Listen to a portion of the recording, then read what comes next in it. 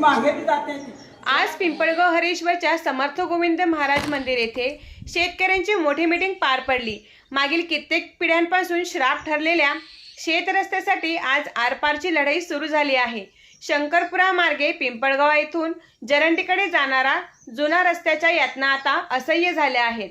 म्हणूनच वृद्ध शेतकरी, युवा शक्ती आणि महिला माता भगिनी रस्त्यावर उतरायची तयारी करून सरकार विरोधात आक्रोश करीत आहेत. मरण यातना देणारी व्यवस्था अनुभवायची असेल तर एकदा ह्या रस्त्याने प्रवास करा, अशी संतापजनक भावना या मीटिंगमध्ये व्यक्त झाली. महसूल विभाग आणि सामाजिक बांधकाम विभागात राज्य क्रमांक 17 आणि जिल्हा परिषदमध्ये ग्रामीण रस्ता क्रमांक 203 नोंद असलेल्या ह्या रस्त्याने आतापर्यंत प्रत्यक्ष अप्रत्यक्षपणे अनेक शेतकऱ्यांचे बळी घेतले आहे. आता मात्र शेतकरी आणि शेतकरी पुत्रांना ह्याच्यापासून मुक्ती हवी आहे. ह्या उद्देशाने आज दिनांक 12 मार्च 2026 रोजी सायंकाळी 8 वाजता ही मीटिंग संपन्न झाली. सगळ्यांच्या डोळ्यात प्रचंड संताप आणि सगळ्यांचा एकच उद्देश, तो म्हणजे हा जरंडी रस्ता लवकरात लवकर पक्का अथवा शासकीय नोंदीप्रमाणे कॉन्क्रिटीकरण व्हावा. म्हणून शेतकऱ्यांनी आपली कंबर कसली आहे. कित्येक वर्षांपासून पत्रव्यवहार आणि पाठपुरवठा करून देखील काहीही फायदा न झाल्याने दिनांक 21/3/2026 रोजी शेतकऱ्यांनी उपोषण अस्त्र उपसले आहेत. त्याची आज जय्यत तयारी दिसून आली असून दिनांक 20 मार्च रोजी सकाळी गावातून शासनाला अल्टिमेटम देणारी उपोषणाबद्दलची प्रचार फेरी निघणार आहे. या माध्यमातून श्वेता पाटीलसह जवळपास 15 शेतकरी आमरण उपोषण करणार आहे आणि बाकी शेतकऱ्यांनी साखळी पद्धतीने उपोषण करून या लढ्यात सामील व्हावे, असे आवाहन आयोजक पीडित शेतकऱ्यांकडून करण्यात आले आहे. भ्रष्टाचारी व्यवस्थेच्या विरोधात एक मोठा लढा उभा राहत आहे. शासनाने या शेतकऱ्याच्या मागणीचा सहानुभूतीपूर्वक विचार करावा आणि शेतकरी राजाची मागणी लवकरात लवकर पूर्ण करावी, अथवा भविष्यात होणाऱ्या परिणामांना शासन जबाबदार राहील, अशा संतापजनक भावना शेतकरी व्यक्त करीत आहे. स्वरूपाचं आपल्याला आंदोलन छेडण्याचा प्रयत्न करायचा आहे. आज आपण उपोषणाच्या मार्गाने, शांततेच्या मार्गाने आपण त्यांना सांगतोय. येथील लोकप्रतिनिधी आपल्यापर्यंत आपल्या मागण्या ज्या आहेत आपण त्याच्या पुढे मांडायचे आहे, ते प्रश्न मार्गी लावतील.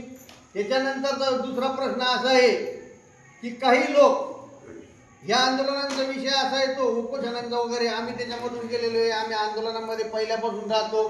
तालुक्यावर असू द्या, जिल्ह्यावर असू द्या, शेतकऱ्यांचा असू द्या, शेतमजुरांचा राहू द्या, ज्याचं सरकार असलं त्याचे जे प्यादे असतात ते आंदोलन चिरडण्याचा प्रयत्न करतात आणि जेणेकरून ते आंदोलन हाणून पाडण्याचा प्रयत्न करतात, ते आपल्याला उघडं पाडण्याचा प्रयत्न करतात. तर त्या गोष्टीला कुठेही ते भीक घातली जाणार नाही. करो या मरो.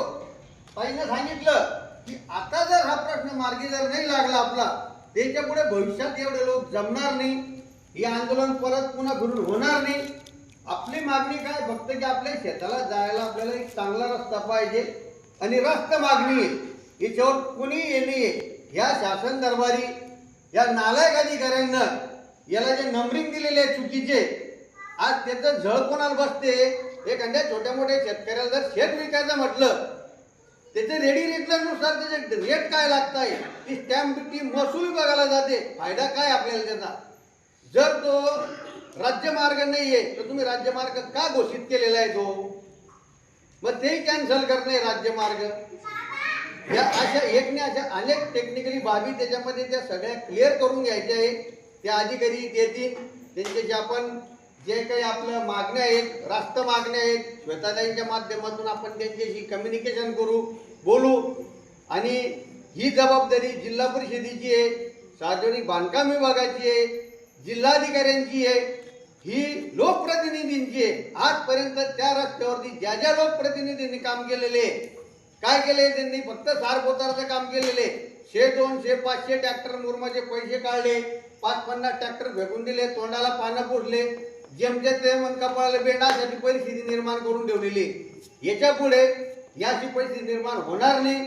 कारण तो रस्ता जो आहे जुना जरंडी रस्ता म्हणून तुम्ही जर कागदोपत्री घेतलेले आहे, तर त्याच्यावर तुम्ही किती रुपये आजपर्यंत खर्च केलेले त्याचं सुद्धा आपण मागणी करणार आहे. आणि हे आपला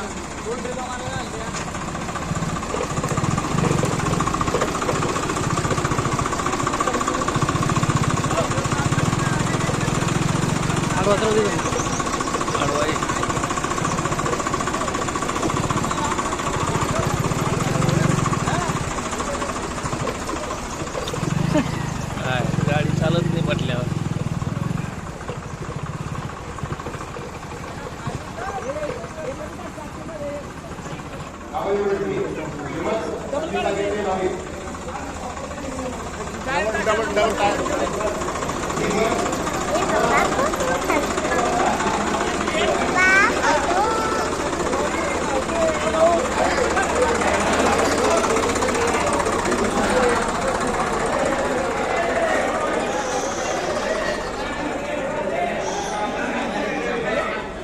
वाटून देऊ आमच्या